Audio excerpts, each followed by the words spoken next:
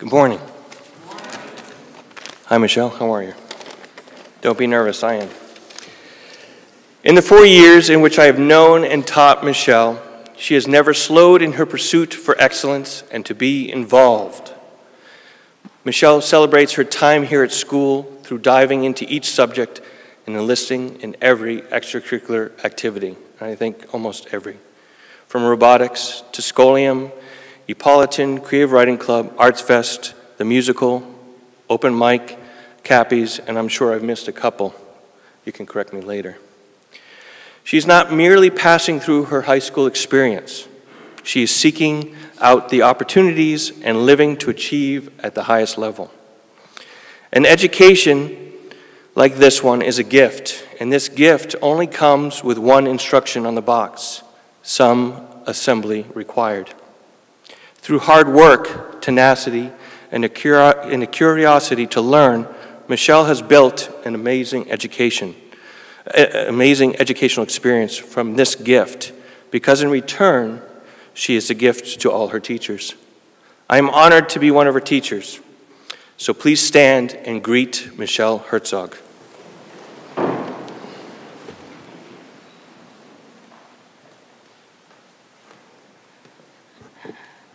Thanks, Mr. Siegel. Please be seated.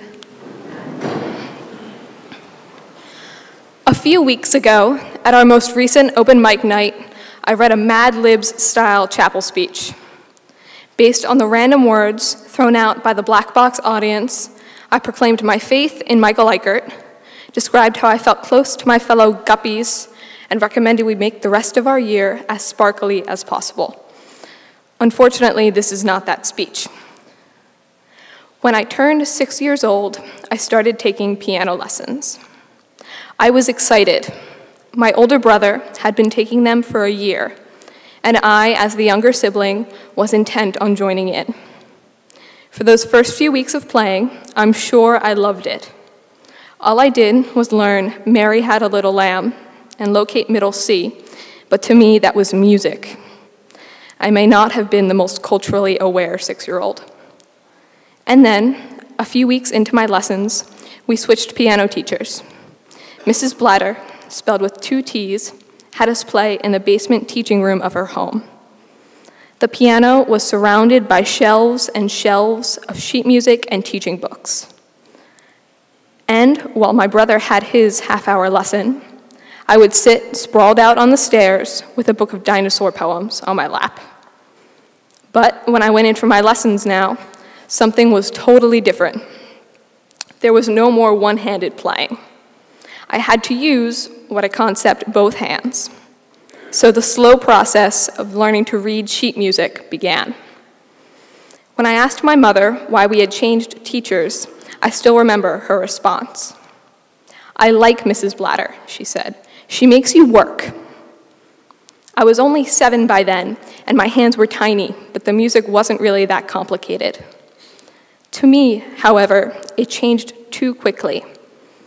Then there were chords and melody and treble clefs and changing keys. Really, these changes were a bit more gradual, over a few weeks of lessons. But by the time I was 8, I was just begging my parents to let me quit. It was like a scene from Battle Hymn of the Tiger Mother. Little me in glasses and my Catholic school uniform, pounding my fists and fighting against practicing. The time I sat there felt like hours, years at our little piano. Now I know I probably only sat there for about 10 minutes a day. I told my parents it was too complicated, that my hands were too small. I whined that none of my friends had to play. I threw the most dramatic 8-year-old tantrums you would ever see. My parents always responded the same way. You have to learn to work hard at something. I played piano for 8 years, from when I was 6 to 14. And I will tell you, I never ever did it well. In the meantime, I switched from my small Catholic school to Episcopal. I entered high school. I got glasses, then contacts, my braces on and off. And finally, at the end of my freshman year, I quit piano lessons. Now, some part of me probably thought quitting lessons would make my freshman year better. It didn't, nor did it help my sophomore.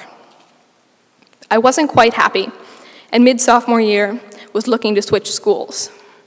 At the time, I didn't like it here at EA. Spoiler alert, I stayed.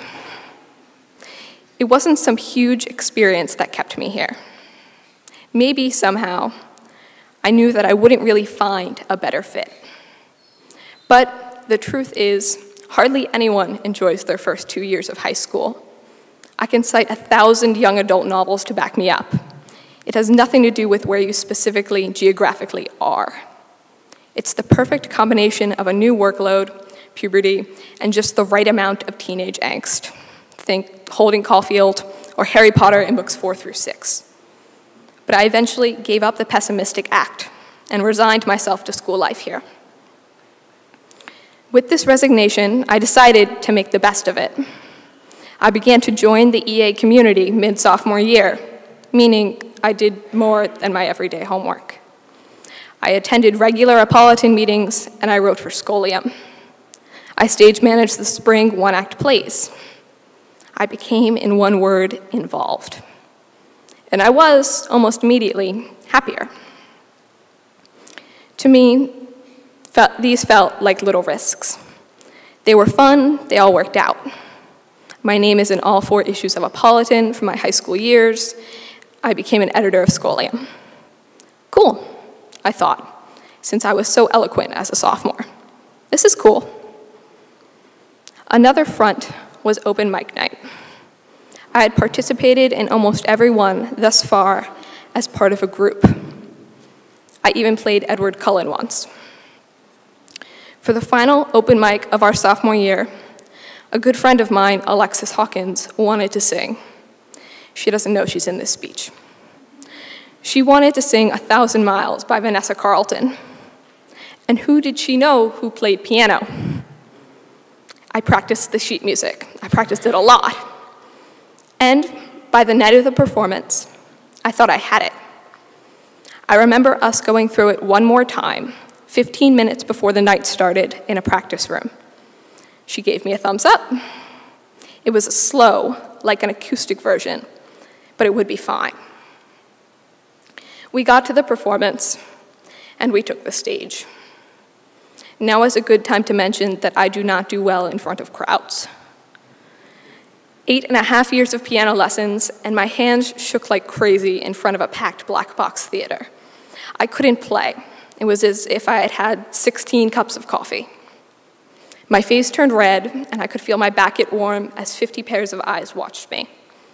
I just burst out laughing. When I get really, really nervous, I laugh. Obviously, the performance was a disaster. All those tantrums over the piano resulted in 0 talent, 0 poise, and, as anyone who knows me can attest to, the coordination of a dizzy giraffe.